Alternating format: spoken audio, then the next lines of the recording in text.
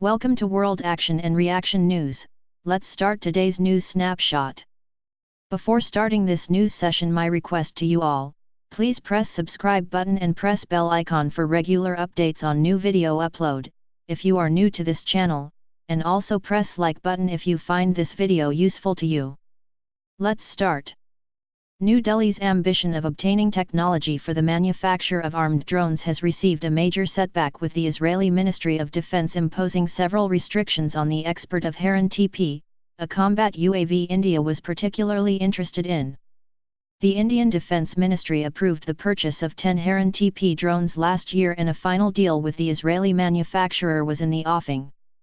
However, the imposition of restrictions by the Israeli Defense Ministry has pushed the deal towards uncertainty, as India's proposal for the purchase posed a mandatory requirement of transfer of technology from the foreign vendor.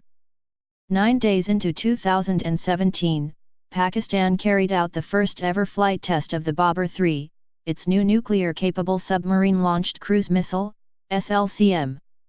A variant of the Babur-3 ground-launched cruise missile, GLCM. This SLCM will see Pakistan's nuclear deterrent head to sea, probably initially aboard its Agasta 90B and Agasta 70 submarines, but eventually, perhaps even on board new Type 041 UN-class submarines Pakistan is expected to procure from China. Armies of India and Sri Lanka today began a 14-day military exercise in Pune with a focus on enhancing counter-terror cooperation. The 5th edition of the Mitra Shakti joint exercise began with an opening ceremony at And Military Station in Pune, an army spokesperson said here. He said the focus of the exercise will be on counter-terror operations and enhancing operational coordination between the two forces. The exercise will send a strong signal that both India and Sri Lanka understand the emerging threat of terrorism and stand shoulder to shoulder in countering the menace, the army spokesperson said. Pakistan's military is intensifying security cooperation with Russia in a remarkable and historic turnaround for the two countries that for many decades considered each other rivals, leading British think tank Royal United Services Institute, RUSI, has said in an analytical report. The report said that since independence in 1947, Pakistan has been a frontline state for U.S. dominance of the region, and the U.S. used Pakistan's military and its airspace to monitor Soviet activity. But now, as Pakistan marks its 70th year, there seems to be a strategic shift towards Russia by Pakistan's military leadership. This is a remarkable turnaround for two militaries that were virtually at war for many decades. It was in the 1980s that Pakistan's enmity towards Russia peaked, and there were regular border skirmishes with the Pakistan Air Force shooting down a Russian intruder, piloted by a future Vice President of Russia, Alexander Ruskoy. Ironically, the pilot who shot down the Russian fighter became the Vice Chief of the Pakistan Air Force, and Air Marshal Athar Bukhari, now the incumbent Pakistani ambassador to Syria, has praised Russian air power in the Middle East, noted the report. Amid reports that Chinese troops remain stationed in the Doklam region, though away from the site of the showdown with India, Bhutan has again discussed the situation with the Chinese mission here in the context of its border dispute with China. Diplomatic sources here said Bhutan's ambassador to India Vetsop Namgyal met Luo Zhaowai, his Chinese counterpart here, on September 27 to discuss the issue of Chinese activities in the Doklam region. The meeting took place at the Chinese embassy around 4 p.m.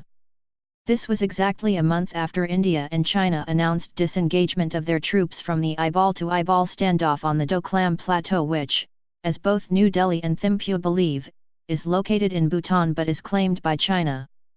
A parliamentary panel will examine the operational preparedness of the armed forces and review the accidents involving strategic defense assets. The Parliamentary Standing Committee on Defense, headed by BJP MP B.C. Kanduri, will also assess the procurement policy relating to defense equipment. The issue of preparedness of the armed forces is likely to be discussed in the next meeting of the panel, which is scheduled for next month, a member said.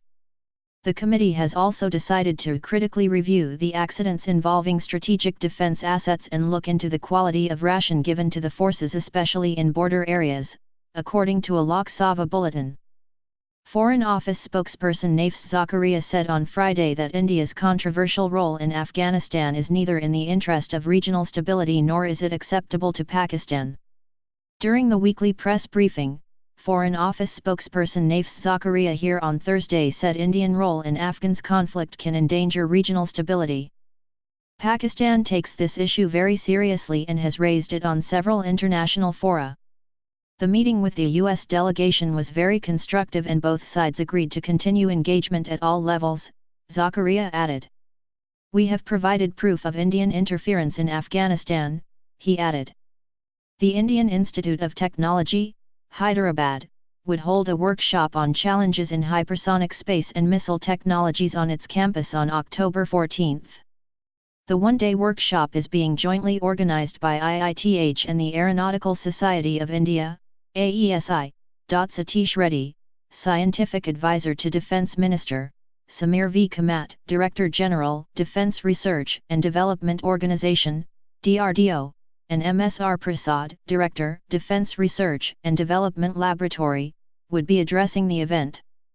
As many as 150 senior scientists from DRDO and industry and academia experts from IITs, IISC, VSSC, and DRDO would deliver lectures at the workshop. Interested faculty members, students, industry delegates, and officials have been invited to attend. Registration can be done on spot with a fee of Rs 2,000. Speaking about the workshop, Nishant Dongari of Department of Mechanical and Aerospace Engineering, said, advanced countries like the USA, Russia, China, Japan, Australia, Germany, France, Brazil, and India are vigorously pursuing hypersonic technologies. The workshop aims to synergize the knowledge base available in the country, identify the gaps and obstacles, and arrive at a roadmap towards development of futuristic air-breathing hypersonic systems. SAFRAN Helicopter Engines, manufacturer of gas turbine engines for both civil and military helicopters, is developing a new family of high-power engines called Iit-H.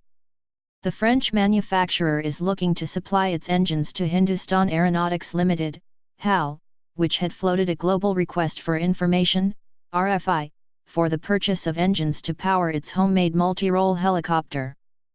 Developed as part of the SAFRAN's research and development roadmap, the Iit-H family of engines features several models covering 2,500 to 3,000 shaft horsepower, power range, known as heavy helicopter engines. HAL's RFI had stipulated that the state-owned firm is looking for 3,000 shop-class twin engines and is aiming to fast-track development of its indigenous helicopter. A new military logistics sharing pact between India and the United States has been quietly operationalized. The pact gives Indian forces access to supplies and spares across the world, and enables U.S. warships and planes to replenish in India. Small exchanges under the agreement have started, and Indian Navy ships currently on overseas deployment may shortly resupply with American assistance. Signed in August last year, the Logistics Exchange Memorandum of Agreement, LEMO, went through bureaucratic red tape, but has finally been sorted out, with processes and procedures to avail the exchange facility detailed by both sides.